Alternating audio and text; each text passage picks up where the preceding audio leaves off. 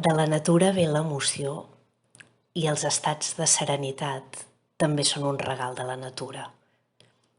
Aquesta és la seva glòria. Aquests dos atributs són banyes agermanades que constitueixen la seva força.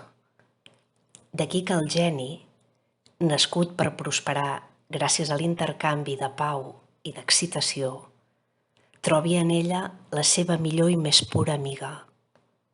D'ella rep aquella energia en què cerca la veritat. D'ella, aquella feliç quietud de la ment que el prepara per rebre-la sense cercar-la.